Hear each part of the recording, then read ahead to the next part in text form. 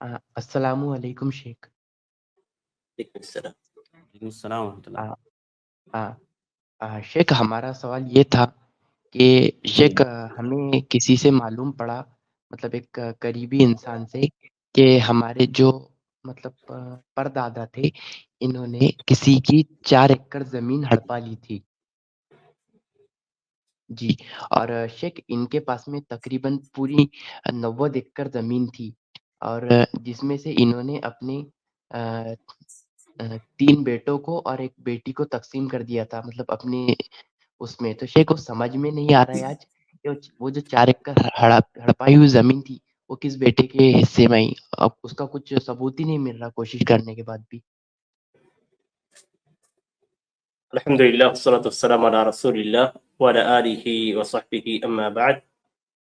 आपने जो सवाल किया है कि आपके दादा ने किसी दूसरे की ज़मीन जो 4 एकड़ थी, वो हड़प ली थी और अभी वो ज़मीन तक़सीम हो चुकी है और सारी ज़मीनों के साथ मिलकर किसके हिस्से में आई है, ये मालूम नहीं।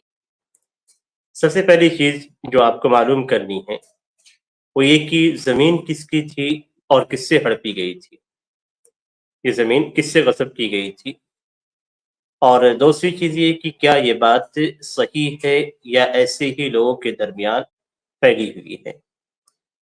अगर आप तहकीक कर लेते हैं और तहकीक के बाद आपको मालूम होता है कि वाक़ई और हकीकत में आपके दादा ने किसी दूसरे की ज़मीन हड़प ली थी और अपनी ज़मीनों में शामिल कर लिया था, तो अगर मालूम है कि किसकी ज़मीन हड़पी गई थी, तो इस सूरत में आपको अपनी ज़मीन के एक हिस्से को जो 4 एकड़ पे मुश्तमिल हो, उनको वापस करना होगा, यानी उनके जो पोते वगैरह हैं, उनको वापस करना होगा। अब ये किसी भी हिस्से से आप पे अगर आपको मालूम नहीं है किस हिस्से से है, तो ज़मीन के किसी भी हिस्से से आप 4 एकड़ दे दें ताकि आपके जो दादा हैं वो बरी-ज़िम्मा हो जाएँ।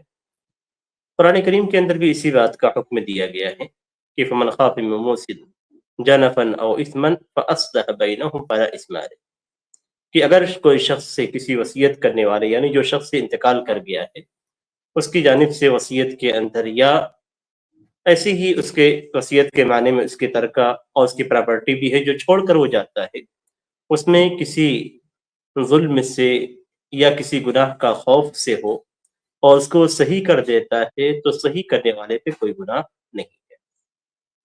और जो ज़मीनें ली जाती हैं और मालूम हो कि ये ज़मीनें हड़पी हुई हैं, तो उन ज़मीनों को वापस करना औलाद पे वाजिब होता है। तो आप मालूम कीजिए कि कौन-सी ज़मीन थी जिस ज़मीन को लिया गया, या किन-किन ज़मीनें थी जिनकी ज़मीनों को लिया गया, और इस तरीके से आपकी जो पास जो ज़मीनें हैं उसमें शामिल किया गया। तो जिनका हक़ है, उन हक़ को उन लोगों को उनका हक़ लौटाया जाएगा। तो आप इसमें मालूम करने की कोशिश कीजिए, इसकी तहकीक कीजिए और फिर जिनका हक़ है उनको वापस किया जाए।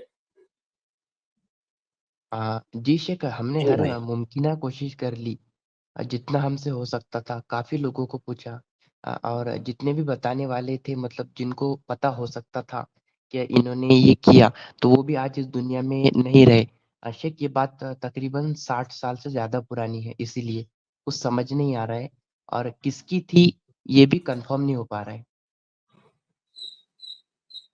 तो अगर इस तरह का कोई मामला है और समझ में नहीं आता है कि किसकी ज़मीन थी या कौन हकदार उसके थे, तो मौजूदा वक़्त में जो ज़मीन की कीमत बनती है, उस ज़मीन की कीमत को तमाम वारिसीन से उनके हिस्से के मुताबिक जमा करके और फिर किसी मस्जिद या मदरसे जो खैराती काम है उसमें दे दें। यानी जैसे मिसाल के तौर पे 4 एकड़ ज़मीन की जो कीमत बनती है, उस कीमत को जो वारिसीन हैं, उनके जो हिस्से हैं, उनके हिस्सों के मुताबिक उनसे रकम ली जाए, या उस ज़मीन के उतने हिस्सों को बेचकर किसी दूसरी जगह पे, जहाँ पे मस्जिद या मदरसे की ज़रूरत हो, वहाँ पे उन गुमनाम लोगों के नाम से वो ज़मीन दे दी जाए या मस्जिद या मदरसा तामीर कर दिया जाए।